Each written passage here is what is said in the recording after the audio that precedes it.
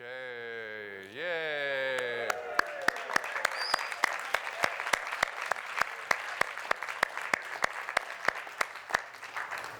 Okay, so we're going to do this the way I always do it, which is in two parts. We're going to do the science and history first, and then we'll take a break. That'll take about half an hour-ish, and then have a little discussion, chit-chat, go to the bathroom break, and then we'll get into the psychology and the meaning in the second half.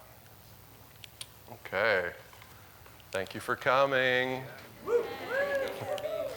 Cell phones, turn them off, please.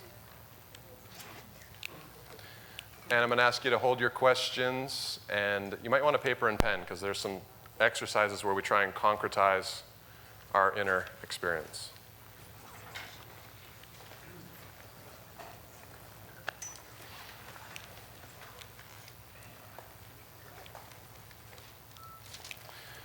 So I have some degrees, including from Pacifica, and apparently I'm also a recruiter now for Pacifica students. You're welcome, Stephen. Yeah, and my new book is just out on North Atlantic Books, so that's what we're going to see today.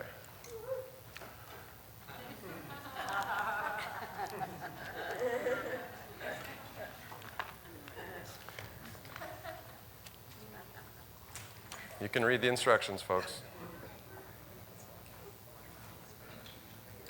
Find a dyad partner right now, someone not the person you came with. Mix and mingle. Find a new person to talk to and do what dyad exercises with.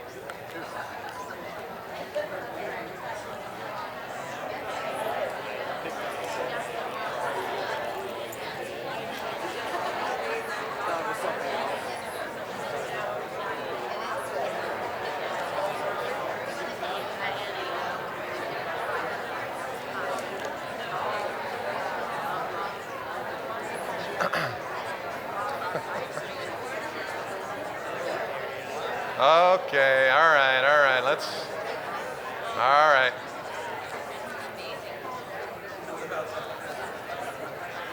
Okie dokie, all right, okay. So for those of you that don't know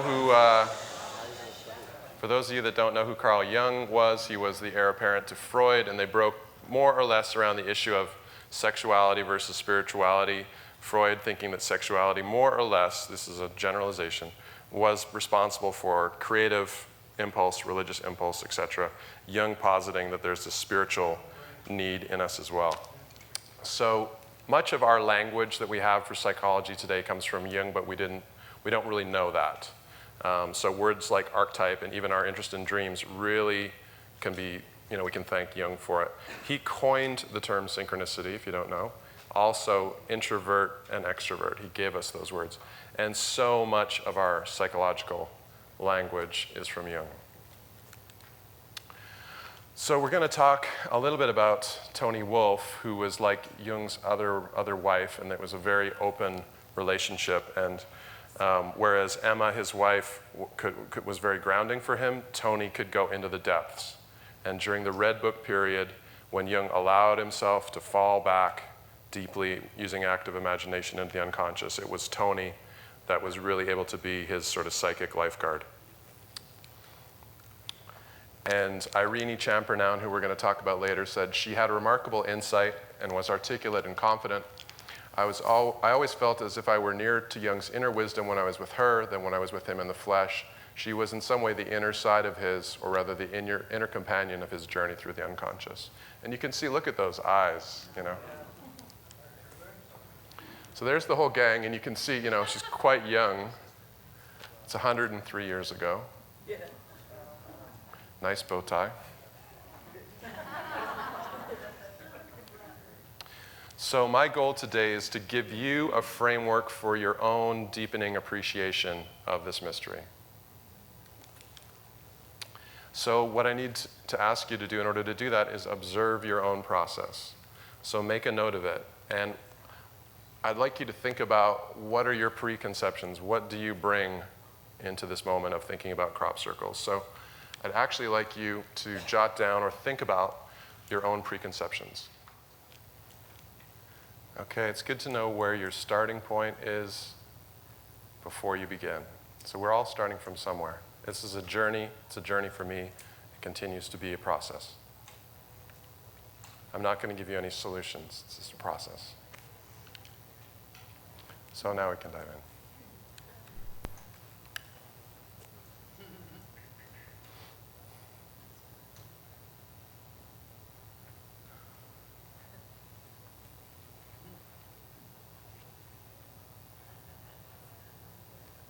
Can you all read that? Does anyone want me to read it because they can't see it? Jung says, new points of view are not, as a rule, discovered in territory that is already known, but in out-of-the-way places that may even be avoided because of their bad name. So that should be the motto under the conference.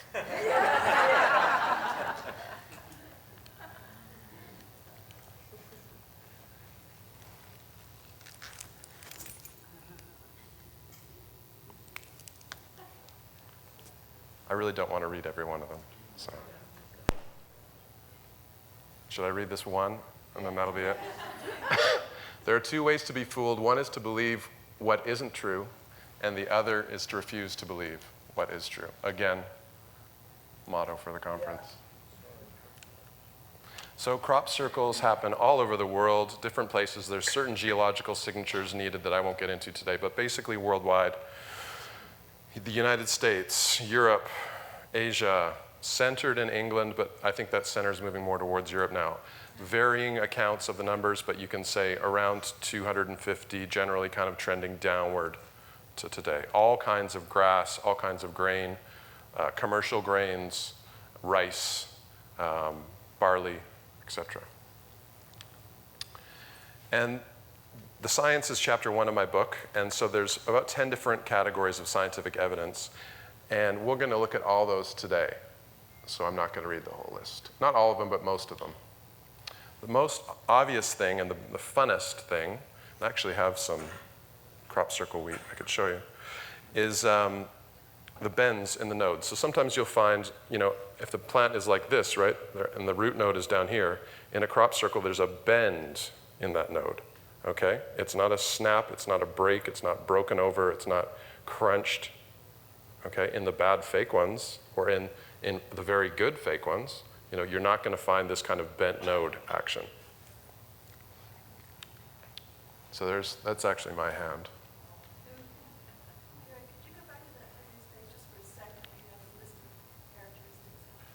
We're going to see it again. Yeah. Yeah.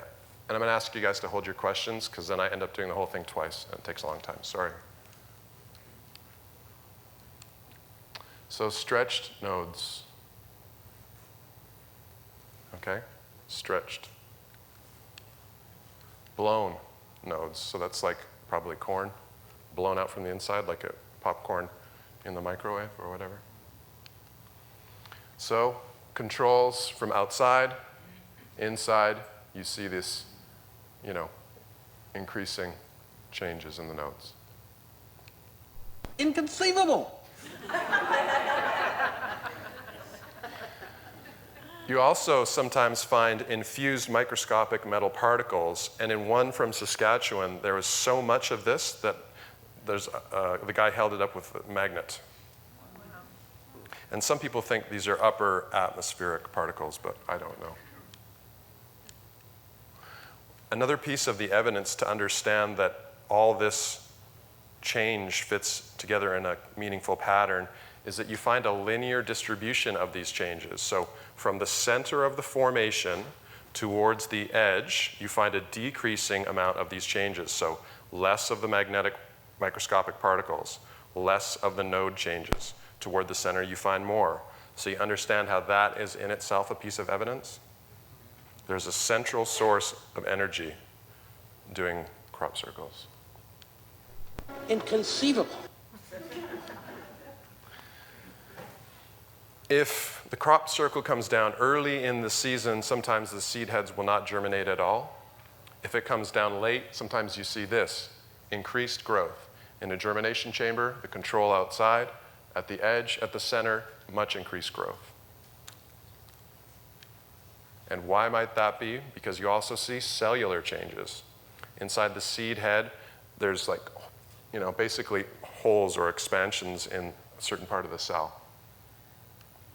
So more energy can pass through it. Inconceivable.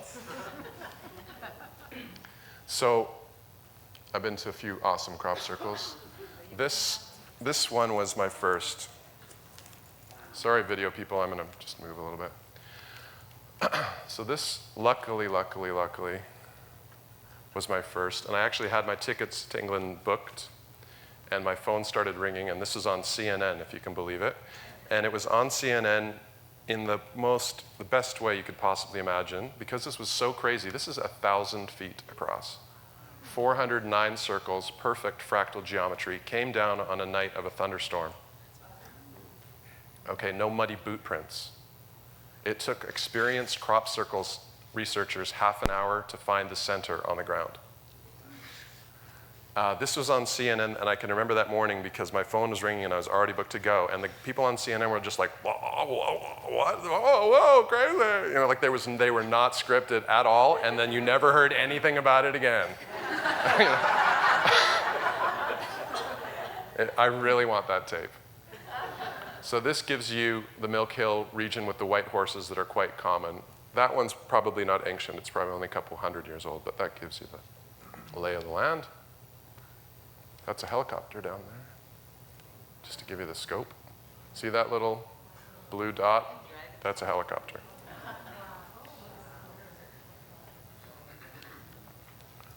There's a person in it. I mean, it was huge. That could be me. Probably not. So you see, one of the things in crop circles that you experience is electromagnetic effects, and people have been reporting this. In chapter 2 of the book, I get into the history, but in chapter 1, I talk about the history of things like this with electromagnetic reports from farmers and kids who grow up on farms, even in the 20s, 30s, you know, saying, oh, it was so, you know, I put my jackknife in the middle of it and it just stood there, you know. Very powerful effects. Pilots talk about not wanting to fly over them. There's this case here is from Manitoba, Canada, in the 70s, where people found a crop circle and they went out and the Geiger counter just went off the chart. They came back 2 weeks later with a provincial geologist and still found higher levels of readings. And stories of batteries draining and all that are throughout the crop circle literature. So believe it or not, after that humongous, beautiful Milk Hill one that I went to and was lucky enough, I came back to Saskatchewan, and my friend who's the Canadian Crop Circle Research Director called me and said, well, there's a whole bunch in Estevan, fly out there and go check them out. So I rented a car, and at this one, I had my personal best crop circle experience in this humble, kind of goddess-looking symbol. And just walking this all by myself, no one in there, 3 or 4 days old, 3 or 4 people had been in it, and that energy was so palpable. I walked the lay, following the lay, and I became profoundly disoriented and did not know where my car was. And, you know, I'm the person who, after 50 dead shows, takes everybody and gets them the car. You know, so I don't get disoriented. And yeah, in this I had a very palpable feeling in my body of the energy. Here's a little closer zoom. See, for me, on the really nice ones, you could just look and look and look and see the beauty of the construction in there. Anybody know why I picked that particular date of crop circle? Yeah, there we go. I'm like, I know we have a winner in the house. As Rick said, that's Jung's birthday, Carl Jung's birthday.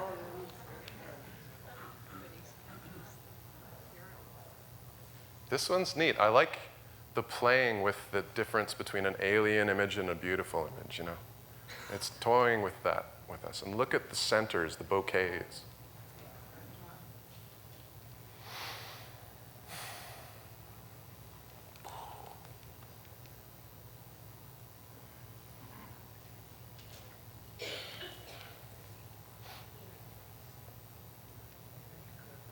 Now, one of the things that really always impresses me with the genuine ones is that it's not, someone didn't go in there and just tromp around.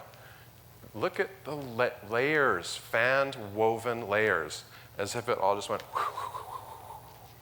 It's fanned, woven layers. Look at how many different angles are going on there.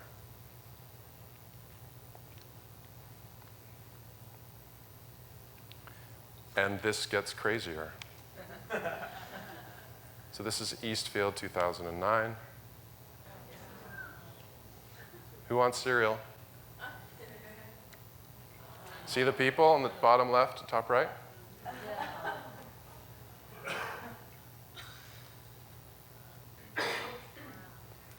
Another one from July 2012. Standing stocks.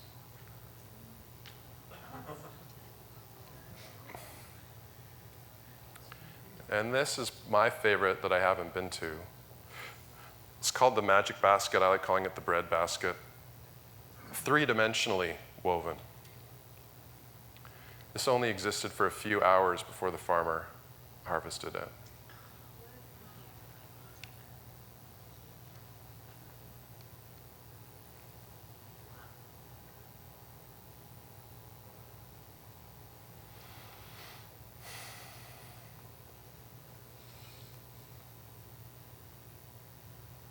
Three-dimensionally woven.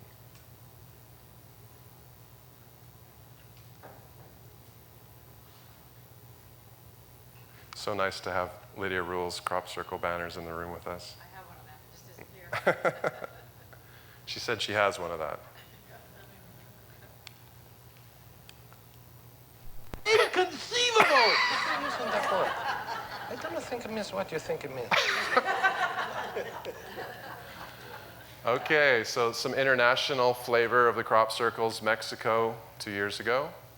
And Mexico, boy, they know how to receive a crop circle or a UFO. Boy, you get the police on there raving about it, you know? It's so beautiful. They're just like, it's amazing, oh, you know? None of this kind of, you know, I don't know. You know, they're scared, skipping all that and just going straight to being blown away. This is from Vancouver Island. This one don't pick up your friends, just get in the car and go. When I got the call about this one, you can see it's actually the edges are getting harvested. This is right before it got combined. So I got there right as the harvester was in the field and it was gone. Was that corn? I think that was wheat, but I'm not totally sure. This is from this year in Italy.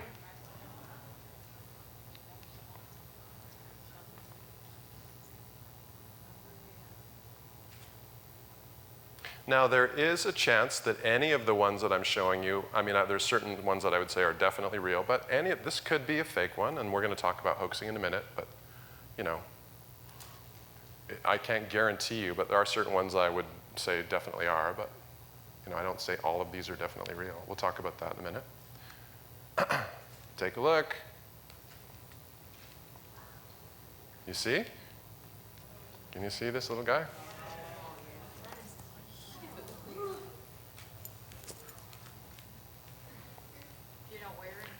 I do not. South Korea? Yeah, I would think so. Yeah, they don't even, you know, North Korea, they're like, yeah, no, we'll pass. Okay, so what categories of crop circle scientific evidence do you remember? So you can tell your friends, just shout it out. 3D woven. 3D woven, what else?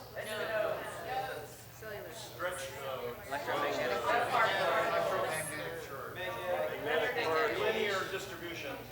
There you go, Glenda. Microscope, or microscopic part. So there's more. You can go to bltresearch.com, support them, donate, and help them do more research, please. They are a big part of the main reason why we have so much of this evidence, and they have put their own money into doing that, and as my experience of most people in the crop circle world, they've given to it more than they have, you know, received. So support bltresearch.com. There's far more science there, including the soil mineral crystallinity studies that were done with the best people in the world in that field, saying that there is definitely something anomalous going on.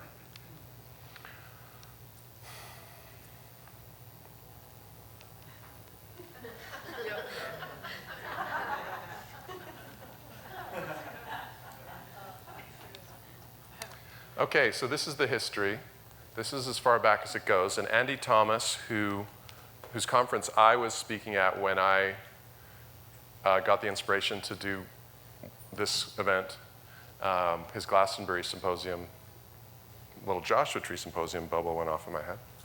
So anyway, he went to the archives in England and found that this is absolutely a real archival document. And I think it's actually one of the final versions of something medieval, because this, to me, depicts an earlier mindset, right? It's the shadow projection onto the mystery, right? And it talks about, it says it's the true relation of a farmer who, bargaining with a poor mower about basically the price of mowing the oats, mower asking too much, he swore that the devil should mow them rather than he. And it fell out that very night that the crop of oats showed as if it had been all aflame, so he saw a light. But the next morning appeared so neatly mowed by the devil or some infernal spirit that no mortal man has the power to do the like. And the owner does not have the power to fetch them away. Basically, he's scared to go in his own field now. So I think this is the final version of an older mindset in response to crop circles. I think you could, and there are people that postulate this and I think are studying the possibility of it, that the stone circle tradition in Europe was actually put in place to hold the energy of these formations even thousands of years ago. But obviously I have no way of proving that. 1686, an Oxford professor, Robert Plot. On the left is his atmospheric trumpet that he believes is creating these patterns in the grain. And you see the Enlightenment response to formations. 1800, you see, 1880, you see gentlemen write into Nature journal in England basically saying, it's exactly what we see today. Visiting a neighbor's farm, we found a field of standing wheat considerably knocked about, not as an entirety, but in patches forming, as viewed from a distance, circular spots. Examined more closely, all presented the same character, a few standing stalks as a center, some prostrate stalks with their heads arranged pretty evenly in a direction forming a circle around the center, and outside these a circular wall of stalks that are not suffered. So it's exactly what we see today. So I'll talk briefly about hoaxing. It really took on steam in 1989 after Queen Elizabeth had put a crop circle book on her summer reading list. So someone was like, whoa, whoa, whoa, whoa, whoa, whoa, whoa. And I believe that the British military was actively involved, both in discrediting researchers and in the hoaxing phenomenon. And today there's teams of people that go out and make beautiful crop circles. Some of them are just screwing around for fun, but I think some of them are paid, or some of them were paid at a certain period in time. And who has the motivation and the financing ability to pay people to do that? And who has the motive, for me, as governments to kind of, it's very obvious, they just don't want people believing in this stuff, obviously. And I don't even think of that as a conspiracy theory, it's just obvious. And they are the only ones who have a motive for hoaxing, to muddy the waters around it. The story about the two old guys that they made all the crop circles, well, some magical media firm appeared, and that story appeared in every newspaper in the world, and then that magical media PR firm just disappeared again. Huh. And when you muddy the waters, everybody can just say, oh yeah, it's just a hoax. It's like political campaigns. It's much easier to go negative on your opponent. So this isn't history, but it's interesting. I mean, it's history, but it's not proof.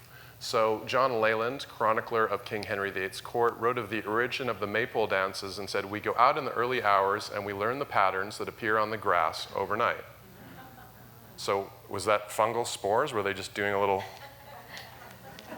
I think crop circles make some sense for that. I mean, it's the right place. It's the, could be the right time. Speaking of places, there's associations to places with crop circles both in England and North America. So we find them at places of human habitation, of burial, of worship worldwide. You find that in Canada, you find that in England, you find that in Europe. So here's Silbury Hill with a nice fractal. 1999, that's Silbury Hill up there. Where's the milk? Silbury Hill 10 years later. And it's in this area just annually gets greeted with this. This one I always think of like an Aztec headdress or something.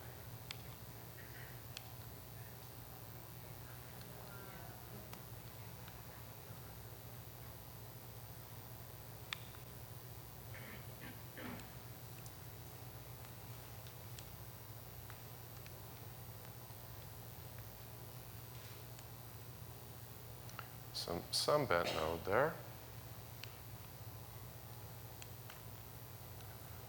And this is really why I wanted to show you this one. Look at that.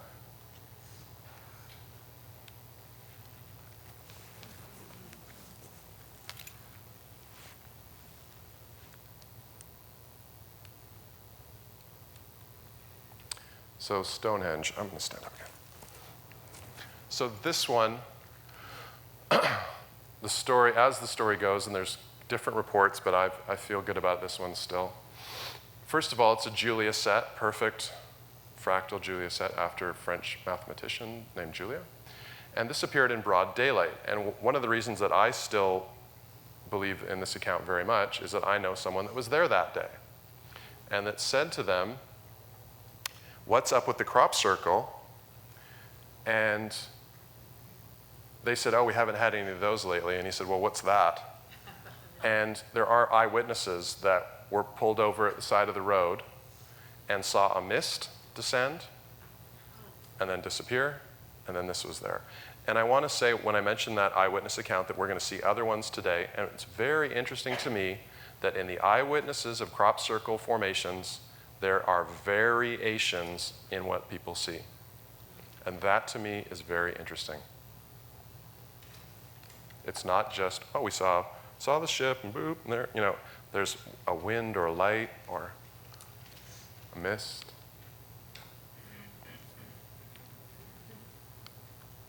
And there, a pilot and a doctor flew over this, flew back. They say it wasn't there, and then it was within a 45-minute period. That's in addition to the other eyewitness, in addition to my friend that was there. This is from the US, Hopewell Mound. Again, they tend to form in places that are associated with worship and our worship of the earth. You see sacred imagery.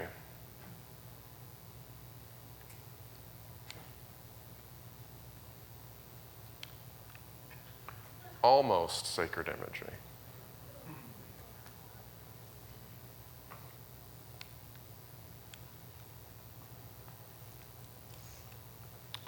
Very clearly sacred imagery. And one of the things I like about this one is, okay, if you were going to hoax that, and it could be a hoax, any of these could be a hoax, basically, except for a few, I would defend strongly. If you were going to hoax this, wouldn't you just do it straight along the tram lines? I mean, that's a pretty hard angle to get it straight. That takes a lot of guts. You're like, no, just ram it right there, yeah.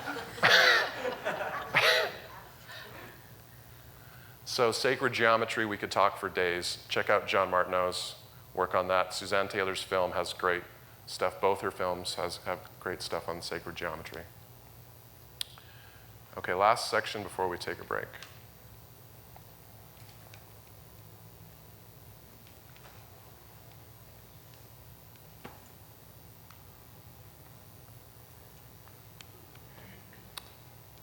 So agency, by whom? By what? What's making this? That guy.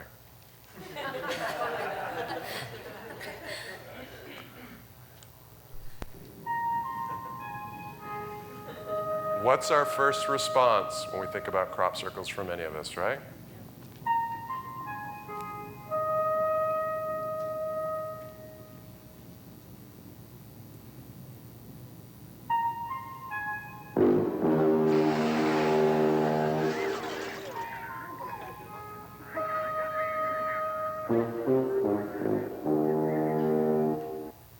And what I love about this movie is it takes us back to the awe, the sense of awe that we're missing in connection to the greater. we've put all that awe back in ourselves. Where is all that awe? We'll talk about that more later. So the question for you today is, have you thought about what you mean when you say, if this is one of your answers, what do you mean? That's all I'm not saying right, wrong. I'm saying ask yourself what you mean. I've had someone I know say, crop circles, oh yeah, it's aliens. Wow, that's quite the psychological process you put into that, you know? And I'm not saying it's not that. I'm just saying, what do you mean? How seriously are you taking your own response? Are you, I'll go further with that in a second.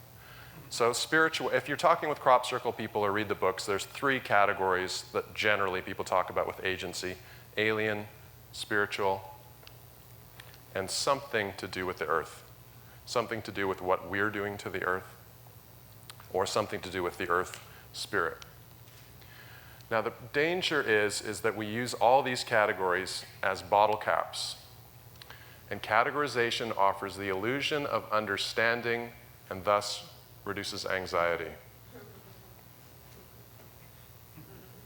Do you understand?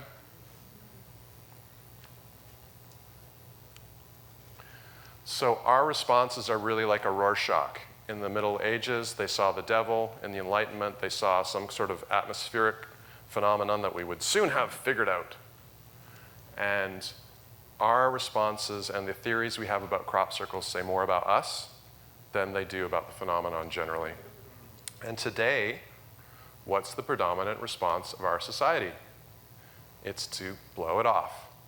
Say it's a hoax, forget about it. What does that say about us and our culture?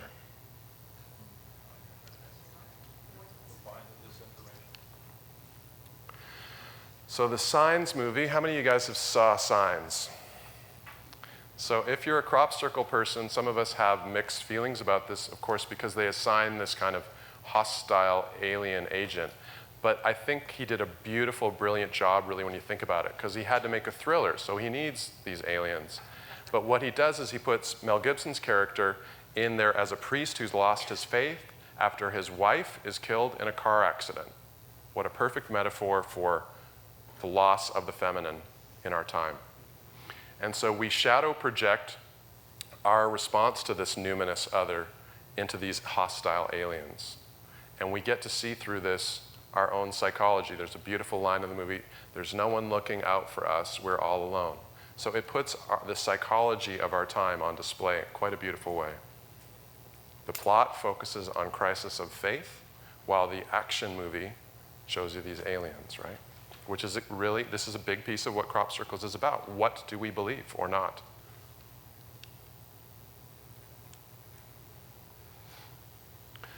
So, Stephen Hawking had a show about extraterrestrial life. Any of you guys see that show?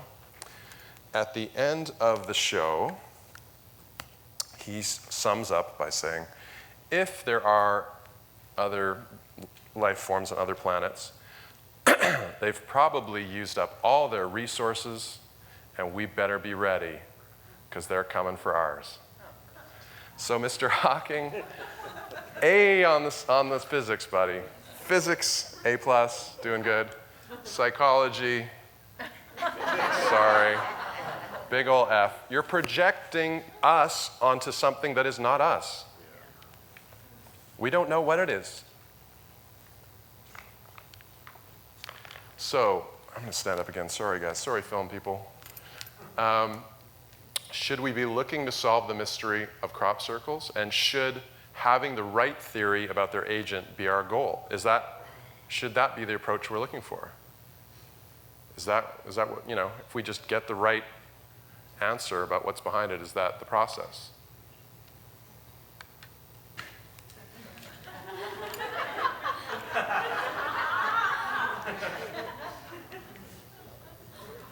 Is that Moog? Was anyone? Anyway. Okay, so I think crop circles lead us to our big questions. our deepest questions about what we believe and don't believe, and also our big issues, because our questions about what we believe and don't believe stem directly from our issues about, our early life, our parental images. That's why looking at it as a process is so hard. This is a big numinous question. What is out there? And there's something out there, there's something out there with synchronicity, which is different from this, but there's an other out there, that is involved in this. And what is all that? What's our answers to that? And I think we have to look at it as a process that is personal, and in our time, that process is down onto each one of us. So how do we then approach it? First of all, stay grounded. This is something that is grounded. It's on the earth. You can eat it. I've eaten crop circle wheat, It's real. It's physical. Jung warned us so much about intellectualization. Intellectualization is confusing our ideas for something with the thing, okay? So our ideas about crop circles are not crop circles. It's a process. This is a big numinous, scary, a little bit other. If you haven't hit fear yet, keep going. It's part of the process because this is bigger than us. Your pet theory will be insufficient. My pet theory, insufficient. All of our pet theories, insufficient. There's got to be shadow, denial, and feeling to be moved through here. It's like working with a dream. It's like, doing the psychology of a synchronicity in therapy. Look for the emotion. Jung said there can be no transforming of darkness into light and apathy into movement without emotion. You cannot think your way through to the end of this mystery.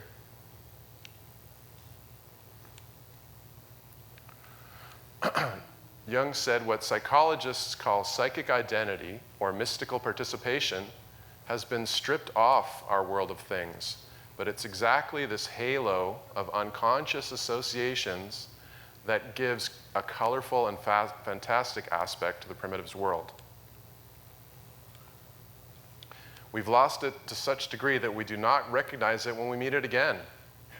With us, such things are kept below the threshold, and when they occasionally reappear, we even insist that something is wrong.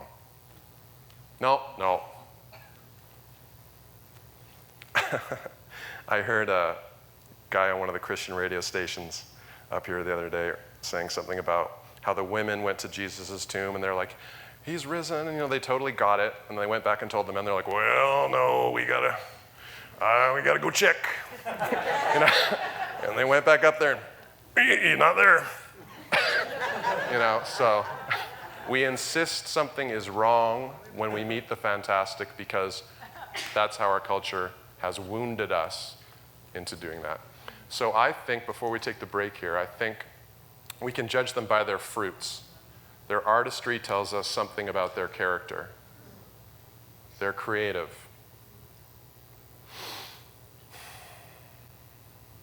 They create in sacred geometry. They create images that are beautiful. I love that one from Italy 2 years ago. Nautilus. And for me, in my humble opinion, I believe that the most beautiful, interesting part about this agent is that they seem to care about us. They care enough to send this artistic message. So please take a moment. Think about what's going on inside you right now. Is there an inner critic present, or what are you feeling? Which is whatever your process is, observe it. Take a moment to write about what you are feeling and reflect on your own process. I have one huge overriding question for you. Yeah. If the crop circles happen to Silver Hill every year, Yeah. why doesn't someone have a 24-hour webcam set up? Good question.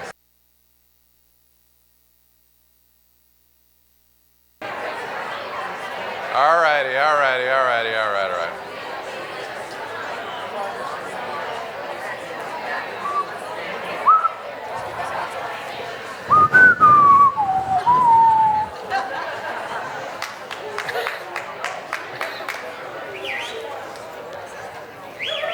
That breaking that up is the hardest part of my job, and my least favorite part, because I love that part. I love that part. Juicy dialogues, thank you. I love it. Just the buzz, you know, juicy topics getting heartfully discussed.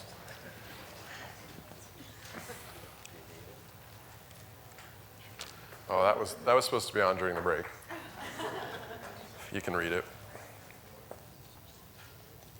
What does it say? Read it, please. Can somebody else read it out loud?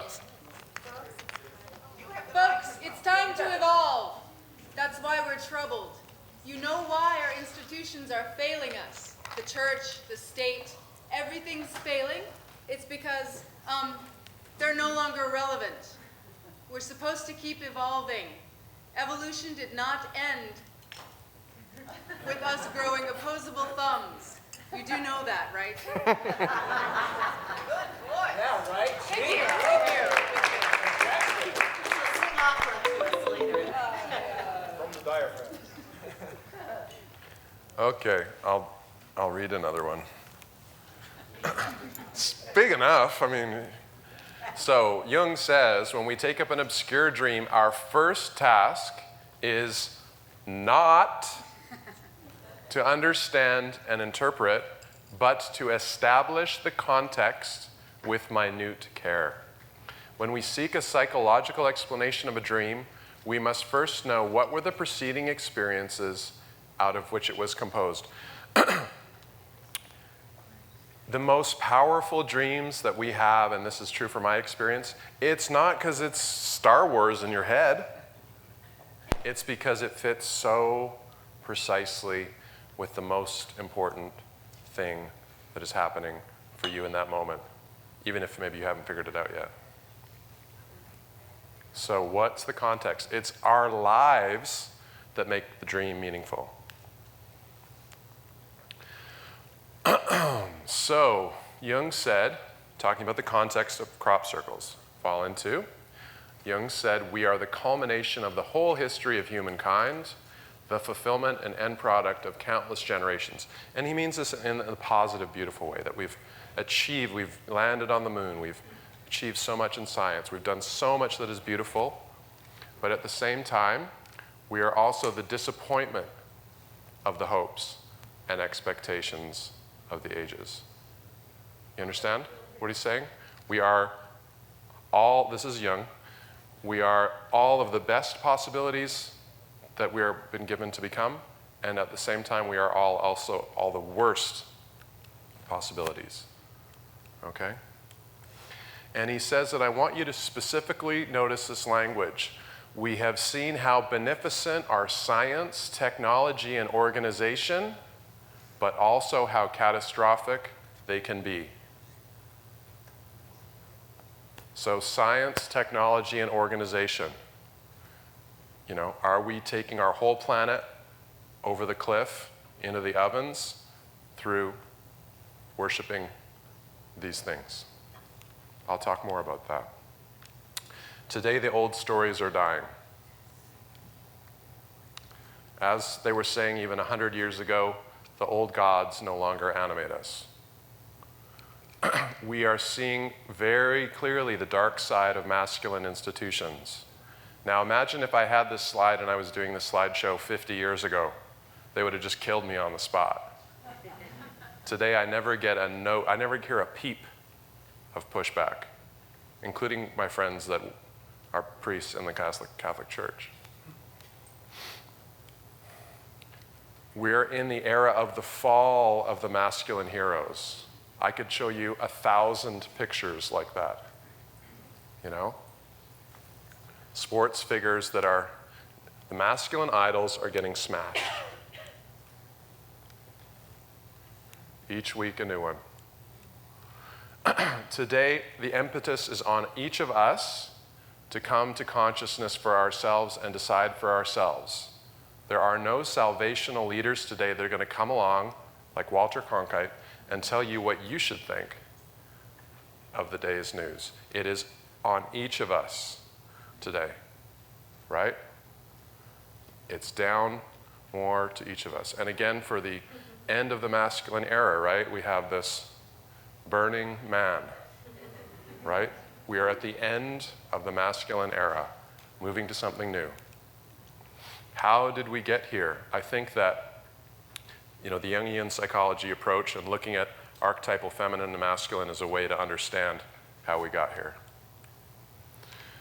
And there's different words, of course, to talk about with masculine and feminine, but I want to start with the caveat, which is that these refer to archetypal principles that exceed gender, and we are all made of both. I think principles like, lunar, solar, eros, logos, yang and yin, this is throughout nature. It's not just human. You can think about planets even that way. So when I use this term archetypal masculine, first of all, there are no amount of words that could ever sum up an archetype. Okay? This is just our label on something much bigger than us. So generally today, some points that make sense for what we're talking about here today. Today, generally, we think of masculine with ego consciousness. It doesn't need to be totally associated with that, but for our purposes today it is. Certainty and stability, mind, abstraction and upward, objectivity, rationality, distance, and separation from. And I'm going to talk more about this so you'll get what I'm saying. With the lunar, eros, yin, archetypal feminine, we think of words like immanent, matter, body, earth, downward, deep, dark, fecund, subjective, contextual, related, together with, as opposed to separation from. And I'll talk more about that. So you can think of these two in their dance as the feminine as the matrix of life, out of which life emerges, and later at the end as the highest form as wisdom and Sophia. And in between, there's this masculine journey of separation from the feminine, and then as with a wedding, a conscious return to the feminine by choice and with grace.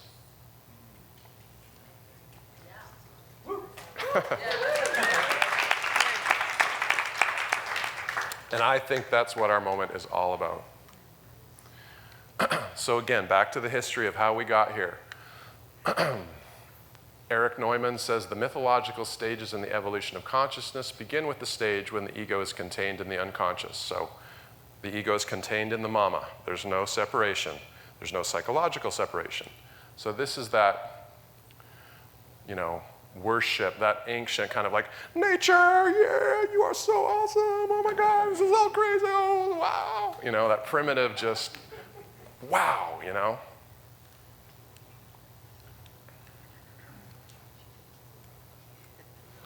And all of our kind of Garden of Eden tales talk about this union with the feminine time, this early kind of the ego and the unconscious are all one. It's all magical. And magic is everywhere.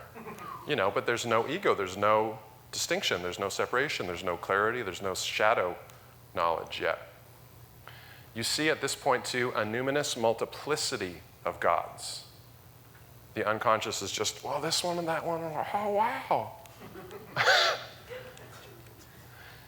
Okay, and then so into this beautiful kind of worship of nature and the union with the feminine comes the emergence of the ego and the angel with the sword that drives the Adam and Eve out of heaven. And we start to have an ego. Is this sounding familiar, Rick? Okay. So we start with the rejection of the feminine body and matter, which you guys know a lot about.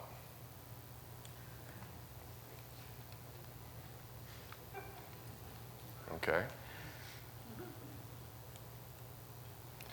And the repression of the body, which you need to have moral character. You can't just be running around on instinct all day. We had to go through this process. And we enter historically this period where there's this, I would say, a kind of ideal distance, so to speak, between the ego and the unconscious. A nice fruiting, healthy balance. And that allows us a time of morality and knowledge and discovery and understanding. So there's this beautiful fruiting of the masculine, which got us so many of the things we love. You know, our models, our political models, our knowledge, you know, so much beautiful things have come through the masculine. But psychologically, having so much information about the world brings the danger of confusing measurement with mastery. And that is where we are. Did you say that? That's actually a quote. In my book, you'll see the source for that. It's an Evans Wentz book on the fairy faith in Celtic countries in the foreword. So Bacon said, truly horrible quote, I come in very truth, leading you nature with all her children to bind to your service and make her your slave. She must be taken by the forelock. It is necessary to subdue her. And that's the energy of this time. Right? And what happens is we've redirected all that energy that went out into the world into ourselves. Again, this sounding familiar, Rick? All that wonder that we used to put out into the world is into ourselves. You know, all that amazement that we used to bow down to the Venus of Willendorf is now invested in our own genius.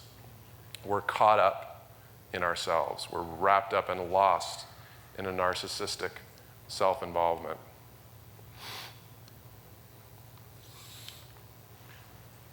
Jung said the more, and this is a kind of a tough one, but follow it, because if you get it, you're going to get the problem.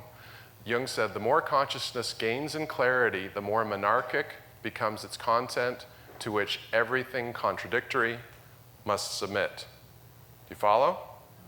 The more you think you know, the more you say, I know, and that's it. Okay, George Bush, right? No, there's no contradictions, it's all black and white.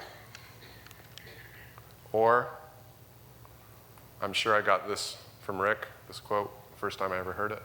There's a tendency to identify one's conception of reality as reality itself.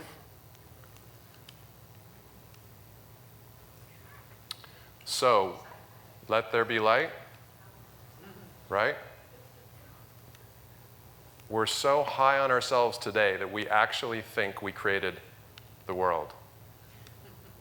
Okay? Where do we put God today? What is all-powerful, all-knowing, and perfect? What provides us with connection, status, power, and identity? And what are we lost without? Right? Yeah, there you go. This is God today, right?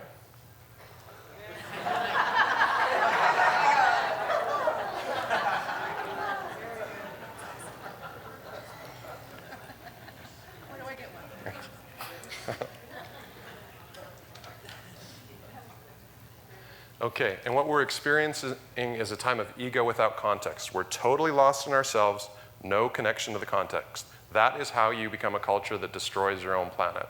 We're high on ourselves, perhaps as high as you can be on yourself. We're lost in this illusion of up, up, up, up. More endless, well, it's just endless economic growth. It's just going to go on forever. It's just going to be great. Oh, money, money, money. We're all going to be rich. Woohoo! It's an illusion. Okay? We're caught in all these different ways that we think we're the light bringers. We're high up in this inflation on ourselves. And that can have a lot of different forms. It can be political or religious, it can be scientific, it can be economic, but it can also be New Age. And what's the New Age version? Okay. We're not going anywhere. We're not going anywhere, folks. Okay? Law of attraction manifesting. I think there's some kind of a truth to that if you look at it through a kind of ancient I Ching kind of,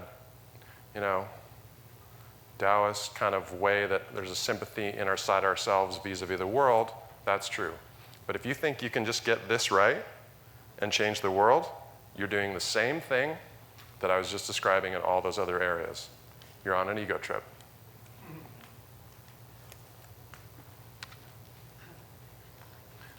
Okay, this kind of secret law of attraction thing overemphasizes the ego, which is exactly the problem, psychologically. Prosperity gospel, same thing. What? Prosperity gospel, same thing. Okay.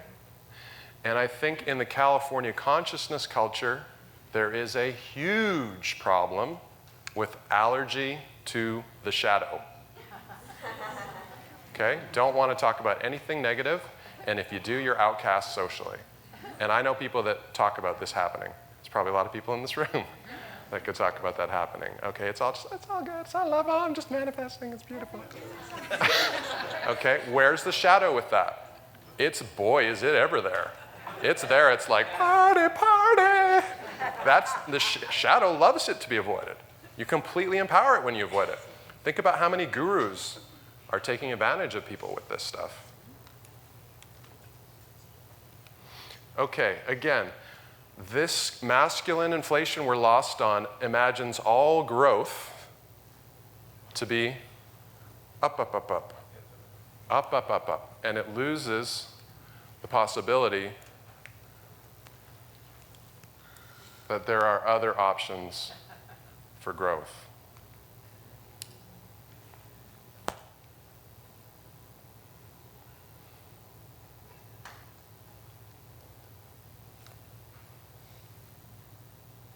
Okay, because we've lost nature and her multiplicity of ways inside ourselves and are hooked on a masculine trip that is go, go, go, straight forward.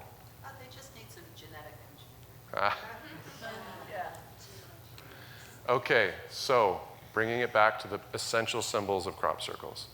So Goethe said mystery is truth's dancing partner. We've had a lot of truth, now let's play with some mystery. So Jung says the circle is a symbol of the self. It expresses the totality of the psyche in all its aspects, including the relationship between humanity and the whole of nature. So Jung talks about the two essential parts of crop circles are, of course, crop and circle. Let's keep it basic and what it is. And it's very important psychologically what you call something. Okay, so the circle, it's a picture of the whole, the unconscious, the conscious, the whole of nature. And of course, we are all hooked on our little piece of it. So here's a Navajo mandala. Jung says the self is the principle of coherence, structure, and organization that governs the balance and integration of psychic contents. So you can actually place the unhealthy person into the mandala in an attempt to heal them and help them regain their balance. The self is the principle inside of us that directs our growth and our imbalance and integrator out of imbalance and integrator wholeness. It is expressed in the psyche and outwardly through centered images, through religious sites and practices that are oriented around a central point, as well as rituals of movement around a central point. So you guys know what that is, right? Circumambulating the Kaaba.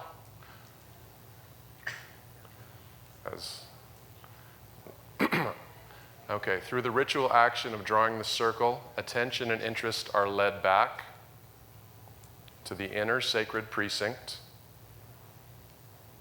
which is the source and goal of the psyche and contains the unity of life and consciousness. The self is the part of us that knows there is a center.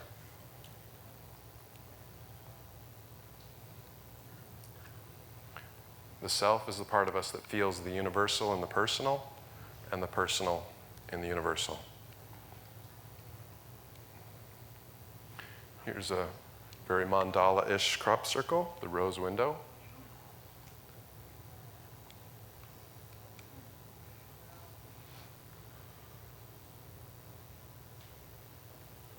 Notice the lay of these. That's a guy with a pole there.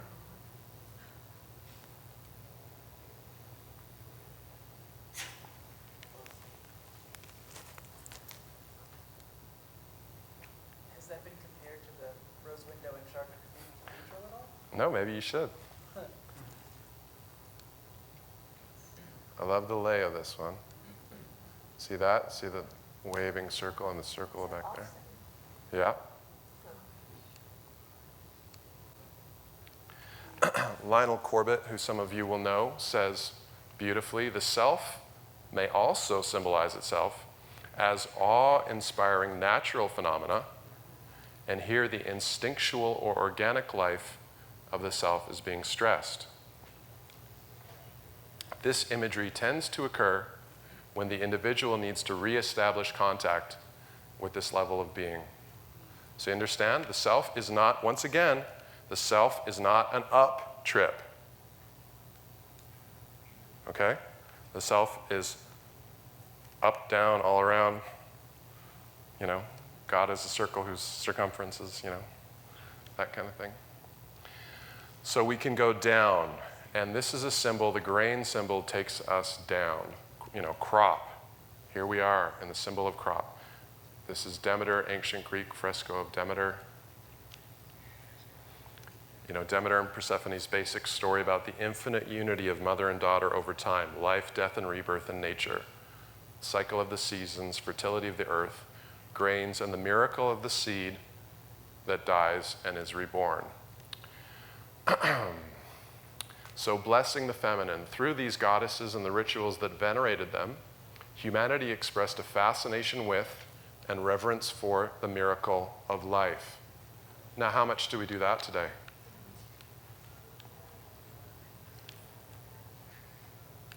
I want to, okay, yeah. You want to go back to that one? What I would say about that as an example is, you know, our Thanksgiving Day celebration. What is that associated with? Mad consumerism. We'll talk about that more in a second. The profoundest problem, says Jung, afflicting the human psyche is an imbalance which favors masculine principles and archetypes over feminine ones. That's quite a big categorical statement from Jung.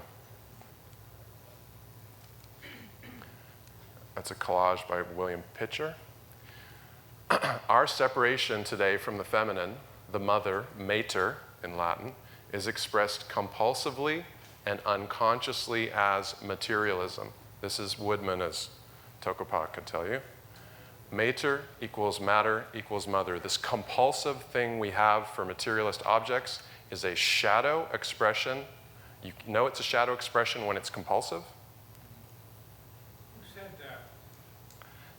Where did I quote? That's straight out of me, Art, straight out of me. But this idea is a Jungian idea that we do these kind of things. And this, Marion Woodman would have talked about this topic a lot. So Ceres, the Roman version of Demeter, there used to be that's where we get our word cereal. There was a Roman expression for something splendid was fit for Ceres. And again, the feminine is not about perfection. Okay, that's a masculine trip. You know, if you're hooked on perfectionism, that's your inner masculine. Notice how they're just like, no, right there, bam! You know, oh, well, that ends off, oh, well, that's okay. We like it that way. We're good with it. You know, they're not hooked on the perfectionist trip. Okay? So, do we have an unconscious shadow compulsive relationship to the feminine or a conscious creative expression in connection to her? What would that look like for you? To consciously have a gratitude for the miracle of life. Perhaps that's a part of what we're all doing here this weekend. Becoming the second suitor. This is a Brigid cross corn dolly held up by someone you know. And for me, both, you know, obviously both the Pope and the Dalai Lama are such a beautiful symbol, they're almost feminine figures. They're very open, they're not hooked on their own dogma, you know, at least, you know, compared to other people in that role. This is a Mother Earth corn dolly. Very fine. They used to take the last sheaves of wheat of harvest, and some of you might know this from your parents or grandparents' homes. You take the, just the last sheaves, you weave them into a baba or a corn dolly, and you honor and you're grateful and you give gratitude for this food that sustains us, right? That's the tradition in lots of places that we don't do anymore. But who does for us again?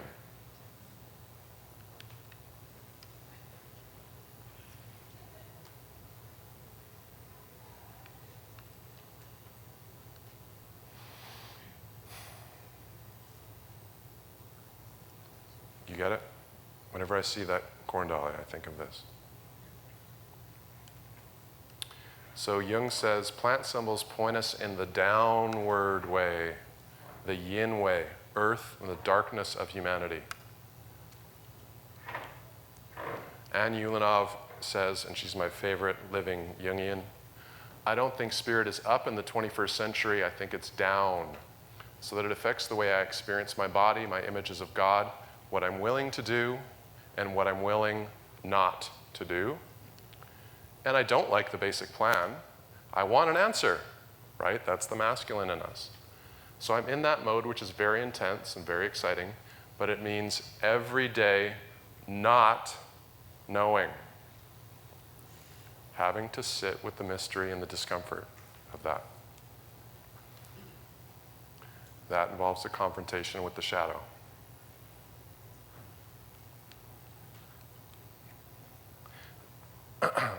The most radical elements in our world today have a complete split of matter and psyche, complete split of spirit and body and world. Up there is good, down here is bad, and they just want to finish it. Whoa, I think I did a bad thing.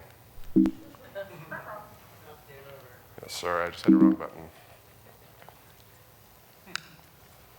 Oh,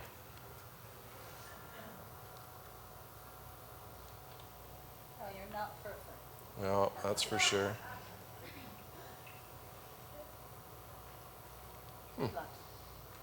Yep, we're good. So be very careful of the word reason and be very careful of your rationalizations. I notice in my own life when I'm rationalizing a decision, it's very often a bad decision. Watch out for reason. Not to be light about it, but Hitler used reason's language in terms like the final solution. Okay? Are we using terms like economic necessity to put the whole planet in the oven?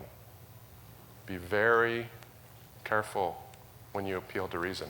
There's this movement in us that wants to move away from nature. Our fantasies of the future, it's always that clean, cold decor, right? Farther away from nature. These things where we talk about the world as a machine and biological robots and a clockwork universe, these are metaphors expressing our own unconscious grandiosity. We actually think we created the world. That's how hooked on our own selves we are. What's a better metaphor, perhaps, for our actual reality in this world? The rhizome. Perhaps I throw that out there as a possible suggestion. So we have to transform this masculine energy in us, either through a literal death or a psychological and symbolic death. And with our sturdy, masculine-infused egos, we can consciously realize the horror of what we are doing to our world and consciously realize the deep feminine mystery that's alive in our world. Ours is the time for the discovery of the divine in our creatureliness, in nature, in matter. Okay, so we're moving through the masculine confrontation with the shadow back to the feminine. It's not a regression or towards the feminine. We're not going back to the garden, we're not going back to the goddess. Through the masculine, around to the feminine at a higher, more conscious level of reunion. But this for us requires a deflation, a coming down, our return to the context of what we have done. Sorry, I'll go back to that one in case you want to see it. Okay, well, I guess I won't. So a new story is being born as we become aware of what we're doing to the planet. As we're moved to venerate nature and the sacred feminine. You know, this very popular resurgent in all these different forms, right? This wants to come back into our world, into our souls. As we're moved to speak to power and for the powerless, I think it's part of the reemergence of the feminine.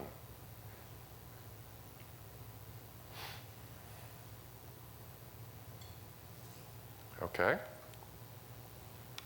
As we're moved to bring spirit into the body. Can you guys see that one at all?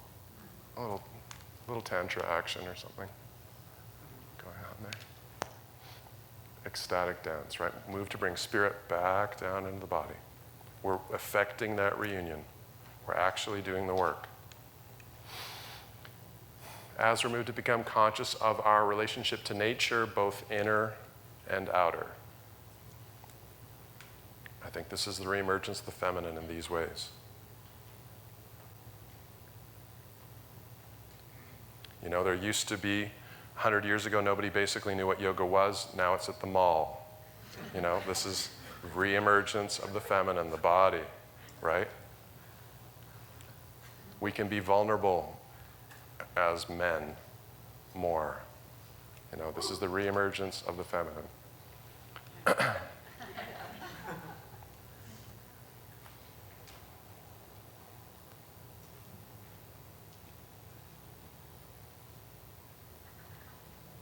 You understand why I'm asking you that?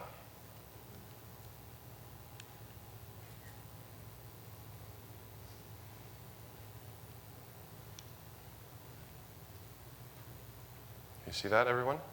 Do you want me to read it in the back? And that's why today we're being asked to enter into our own questions.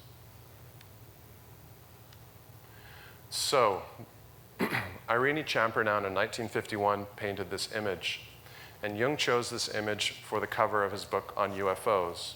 And she describes two women on a hill, one older, one younger. A UFO peopled around the edge, and you see a moon and a sun. And Toni Wolff, when she saw this painting that Irene painted in the English countryside, where she was an art therapy healing center director, she was moved by these visions, painted them, and sent them to Toni Wolff, who was her analyst. And Toni responded and felt how powerful they were. Certainly Jung felt they were powerful and chose this image for the cover of his book on UFOs. She said, a new dawn, a new day, perhaps a new cosmic day, a new eon. This means, of course, tremendous upheaval, psychically and also concretely. And I'm going to tell a little synchronicity story that involves you, Rick. About 10 years ago, for one of your classes, I wrote a paper on Toni Wolff. I went into the library at Pacifica and, punched in Toni Wolff into the thing, and they said, oh, this, something over here. I go and get this pamphlet, blow it off. So nobody had read it in years, and all of these images are in there. And this is a year after I've written a master's thesis on crop circles. And here we see something so similar to it, and you'll see how the images moved through Irene and how she painted them. Toni said, the current era is coming to an end, so one can expect a new symbol to appear. The new symbol appears to be a round thing. As you know, it is the symbol in dreams and visions of the self, the complete man, the totality. And I don't say that to deify crop circles because I don't want to do that. Again, this is about the circular image, and it's about wholeness. It's just one aspect of this reemergence. So the images continue, and this is the only color digital image of this in the world. And Nina, who is in the room, Nina and I were together in England last summer, and I got to hold these pictures and take pictures of them, and it was very moving for me. So, Irene Champernowne says about these images themselves, in this picture, the flying saucer seems to come down to earth and is like a flower, faint pinkish remains of the circle around the saucer's rim. The picture gave me a feeling of peace. Something had arrived and was settling down to the earth. Now think about that with the difference between the UFO thing where it's just a big head trip, we're all going somewhere, and then here it's settling down. What does that say about how we see ourselves in the world, that the difference in metaphor? Do you see? So then this image came to her, and this thing is spinning, and the two circles are going in different directions, and things are whirling, as one might imagine during a crop circle, perhaps. And she said there's like two discs with this energy moving between them, and she felt that in her hands, actually. And I'm going to take that and take you into an eyewitness account by Nancy Talbot, who's the B in BLT research, and who has put her lifeblood into helping promote crop circle awareness in the world. And she's very grounded, solid, non-New Agey type, in my opinion, and I have a lot of respect for her. I thought about she's describing her experiences with crop circles. I thought about all of the other really peculiar incidents on return trips to England and Holland, occurring with increasing frequency, and all the work that had been done to document and attempt to understand these events. And it suddenly seemed to me that the phenomenon was just too complex, too difficult, too elusive. I suppose partly out of fatigue and partly out of frustration, I decided to go up to bed telling Robert, who's the farmer at the place or the landowner at the place where she was staying, I was tired of all this pussyfooting around. Why can't this phenomenon be more direct, more obvious? She's emotionally involved. At about 3:05 a.m., I heard a few cattle bawling raucously, as cattle do when they're disturbed. Whether because of fatigue or some sort of intuition, I stayed in bed and did not pull back the curtains. The cattle quieted down for a few minutes, and then at about 3:10 a.m., they started up again. And again, I thought I should go to the window and open the curtains. And again, I stayed put. And in my notes from that night, I've written that I was scared. Again, emotion is present. After a minute or so, the cattle were quiet again. Then at about 3:15 a.m., this is not a picture, this is a digital recreation. Then at about 3:15 a.m., a brilliant, intense white column or tube of light about 8 inches to 1 foot in diameter from my vantage point flashed down from the sky to the ground, illuminating my bedroom and the sky. These tubes of light were spiraling down to the ground, a spiraling motion inside the tubes of light. You see, there's not a direct overlap between the Champernowne images, but you get the feeling similarity between the two of them. There's the crop circle, it was in beans. So what if today, the questions we have really come down to the heart? Von Franz said, now the archetype of the feminine, the archetype of the goddess has become constellated in the collective unconscious, and that's why all these different movements flare up all over the place. They call for a recognition of matter, of nature, of the irrational, of eros, of sexuality, of the importance of the physical. And this is also connected with the individuality of women and her values, the values of eros. What will a feminist victory look like that involves the feminine? Not just women who get to act like men. You understand what I'm saying? So there's only one place, and in Jungian psychology, we really get to see this, that there's only one place where the split between spirit and matter is overcome, and that's in here. If you haven't cried about it, you probably haven't healed it or gotten angry about it or whatever the right emotion is. And Jung sat with Irene and showed her an image very similar to this. After Tony Wolff died, and the images were there, and Irene flew over and sat with Jung and Emma, and they were all very blown away by them. And Jung actually showed her an image by Bohm like this one, and described this exact idea. So it's the heart where these things are resolved.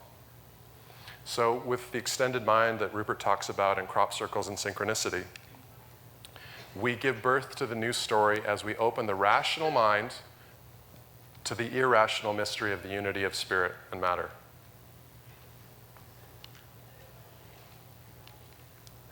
Oh, that one's hard to read, isn't it? What if today it's our feeling response that is of the most importance? Do you understand? What if today it's our feeling response that is the most important? And if we have the right answer and we have all this knowledge, but we can't bring ourselves to really get to that emotional level with the problems we face. I believe that crop circles are meant to be just as they are. Just so, a mystery that deflates the ego, yet evokes feeling. This is from Washington State 2 years ago. So it's about you.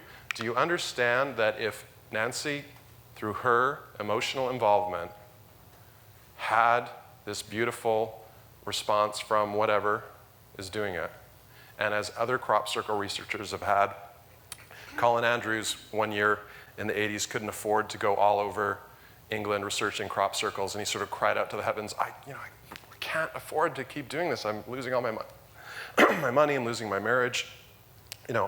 Help me out here. And he got a crop circle close by. There's no synchronicity without feeling. These researchers are getting these responses because they're emotionally involved. So if that's happening for them, do you get that all of your responses matter? Do you understand? It can't be another way. Do you understand? There's no other, it's like synchronicity. The universe has to have been built from the beginning for the creation of meaning.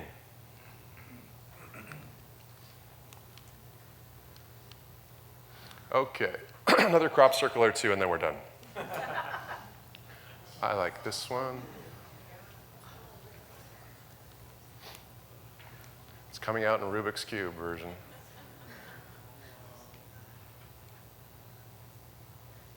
Same spot. So Nina, are you here? Anyway, Nina who's here, Nina Elsoff who's here doing the Feng Shui workshop, she and I visited this one together. Okay. Oh, yeah. Okay. I noticed that all the images are beautiful, and I wonder if, like the Moto's water crystals, that there's love and That's a long story. but are there any ugly crop circles? Ha. Sure. We don't take pictures. Yeah, I'm sure there are. I'm trying to do something beautiful. So these are my actual pictures of the Hackpen Hill formation that Nina and I were in together. And this was quite a fun day that we had. And I had been in this one before, and I'd gone in, I'm a guy, and I'm a skeptical guy, and I got into all this crazy stuff from a skeptical place, as a lot of people do. And so I get in it, and I'm like looking for show me the evidence and all this. And so I did a day with that. And I was like, maybe it's real, maybe it's not, whatever. A couple of days later, Nina leads us and two other Canadians that we randomly bumped into back into it. And she kind of gets us energetically present. And we go in there and just start feeling it like mad. And I'm dousing it with the rods, and you can feel the people that are there. Our presence level is changing the energy. It starts getting joyous. And I'm dousing around and having fun, and Nina's finding this amazing, I have some, I'll bring them at some point to show you. Finding these amazing three-bend, it's hard bent nodes, and it goes this way, that way, the other way. I have them here, I should have brought them, and so I'm dousing around, and this woman comes up to me, and she says, oh, my grandfather is Italian, doesn't speak any English, but he'd really like to try your rods. I'm like, okay, sure, here you go, whatever. It's a party, right, basically. And so we're having this wonderful day and all this fun, and this old Italian man who doesn't speak any English walks by me and goes, and the rods are moving in his hands, and walks by me and goes, what the fuck?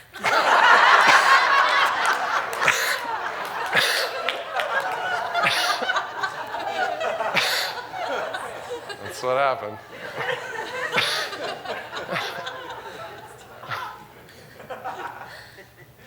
That's where we're at, buddy. Now you got it. Now you're up to speed. So again, look at that. It's curving, it's going all these different, how do you, look at the lay of that. Again, there's some nodes. I actually have wheat from this one with me here. That would have been a good idea to bring it. Okay, there's one of the bent nodes. Okay, so final Jung quote, contemplate the earth now, for it's from the earth that the solution will come. Thank you.